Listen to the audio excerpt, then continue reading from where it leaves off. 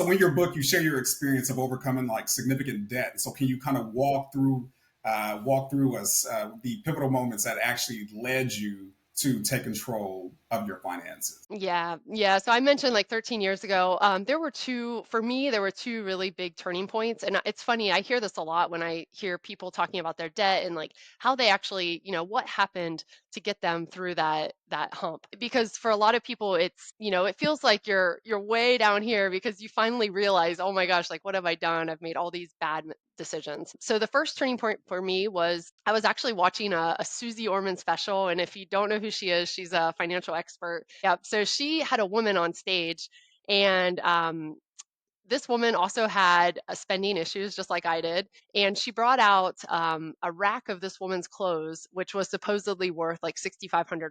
And then she brought out a table with a pile of cash on it, which was $6,500 worth of cash. And she asked the woman like a very simple question, would you rather have the cash or the clothes? And finally, like a light bulb just switched. It's such a simple question, but I had been spending like basically my hobby was shopping, and I would just go on the weekends and, buy some clothes, shoes, whatever it was, random stuff. And I finally realized that that stuff, those clothes, those weren't actually like going to build any security for me. I couldn't really resell them for food in the future or shelter. But cash, if I had cash or assets, that would really change my life. So that was kind of just for me, it was just like a switch in my head that really helped me start to think about money differently. Yeah. And then the more tangible issue, or I guess turning point, was I mentioned I got my MBA. So, I thought I was really good at finance, and I had been like measuring my net worth. So, your assets less your liabilities. And I knew it was negative, but I thought, I'm,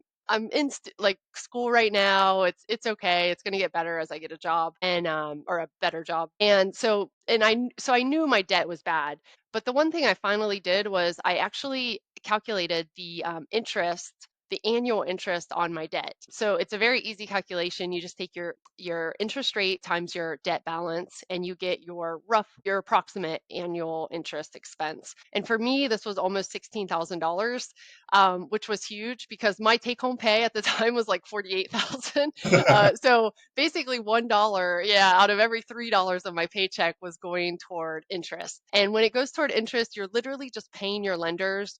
You're not paying down your debt. It's literally just throwing money away. And for me, like I was like sick. I almost needed that. It was horrible, but I needed it to really like commit to this whole debt payoff journey. Yeah.